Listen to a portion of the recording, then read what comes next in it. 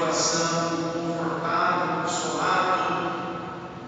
É por isso que às vezes nós chegamos até a igreja em tantas ocasiões, cabisbaixos, tristes, fracos, e saímos daqui robustecidos, saímos das celebrações alcançados pela misericórdia de Deus, que derrama sempre sobre nós o bálsamo do seu amor, que cura o nosso coração ferido, que nos preenche, que nos encoraja.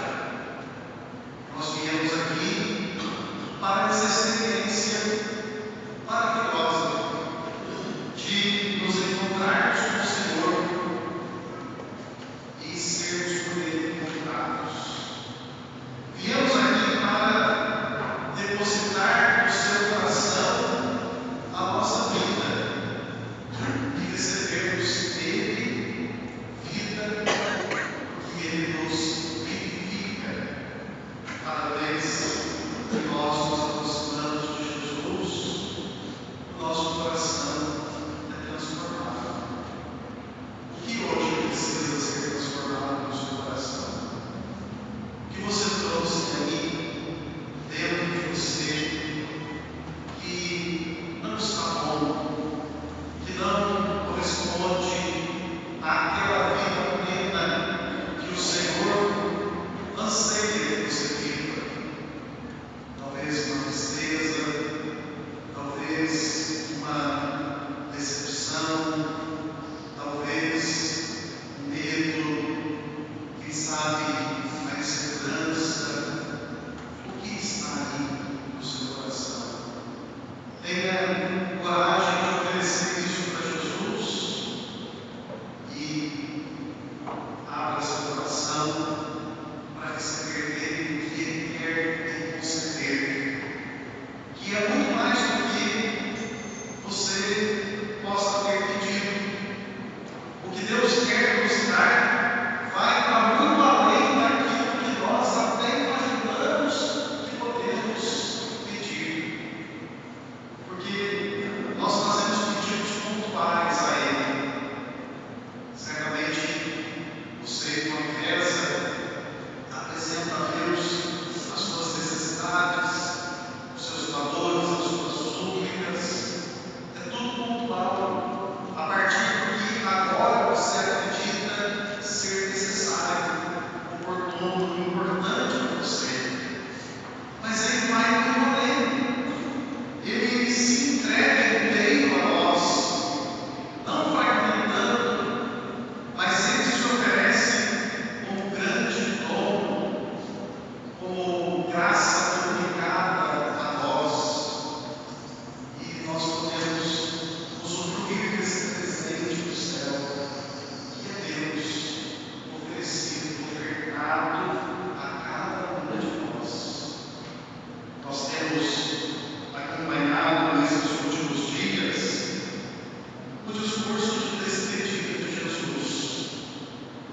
Nós, daqui a pouco, vamos celebrar a solenidade da ascensão do Senhor.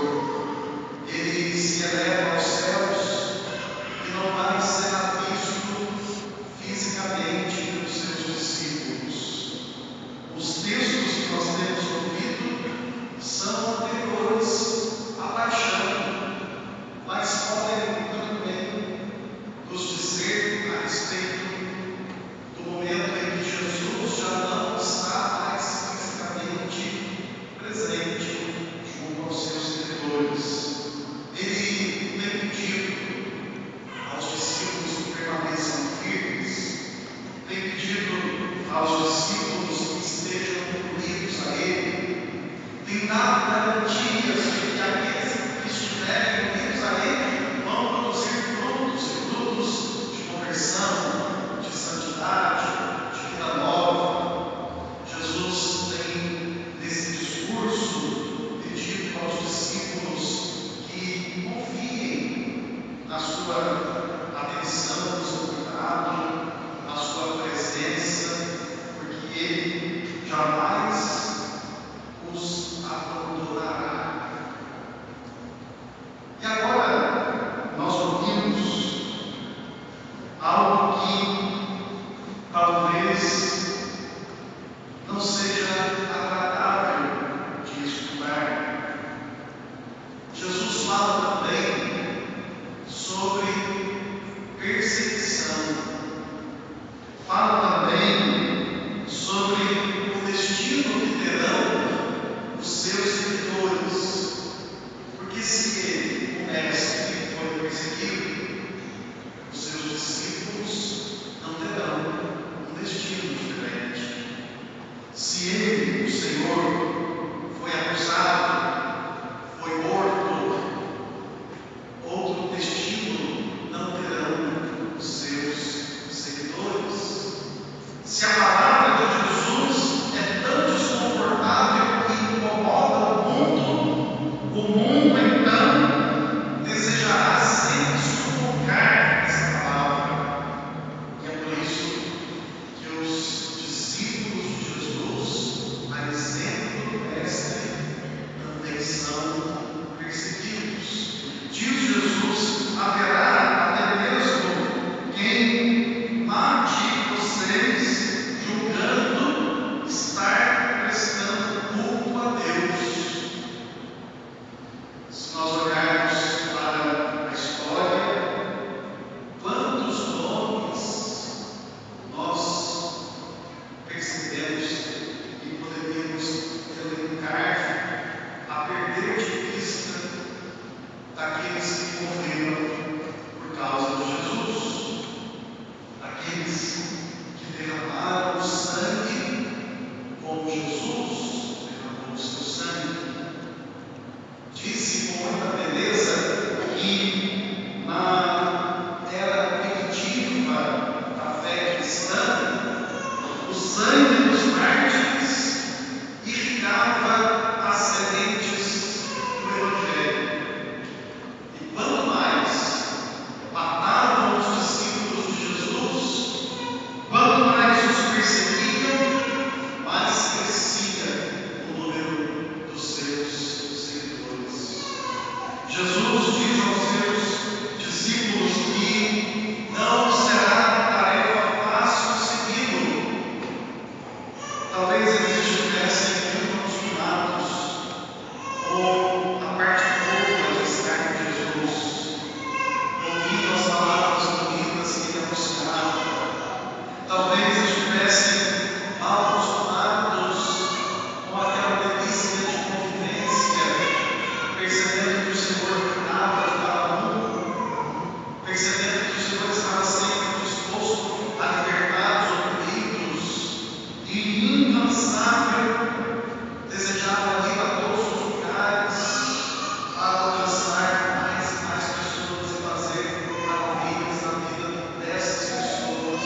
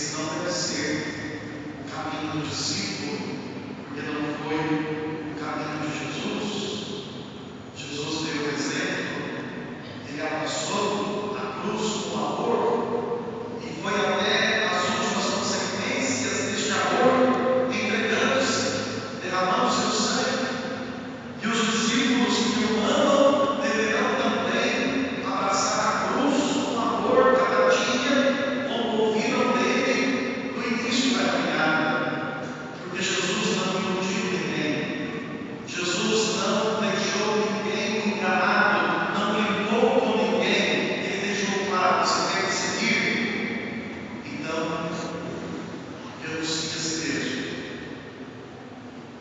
Tome a sua cruz e me siga.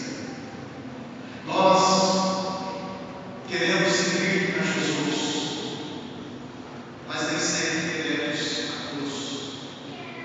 Isso é natural, é humano. Nós não queremos sofrer, nós não queremos as dificuldades, e principalmente no nosso tempo, nós vivemos em busca das facilidades, nós queremos coisas rápidas que satisfaçam as nossas necessidades. Nós não queremos passar por privação nenhuma, não queremos nenhuma provação, mas então haveremos de querer Jesus e haveremos de rejeitar o caminho que Ele nos propôs. A vida do discípulo é uma vida de cruz, sim. É uma vida de martírio, sim. Porque pode ser até que nós não cheguemos a entregar a vida como tantos mártires, a exemplo de São João Nepomuceno, mártir por amor ao sacramento da penitência, para salvaguardar o segredo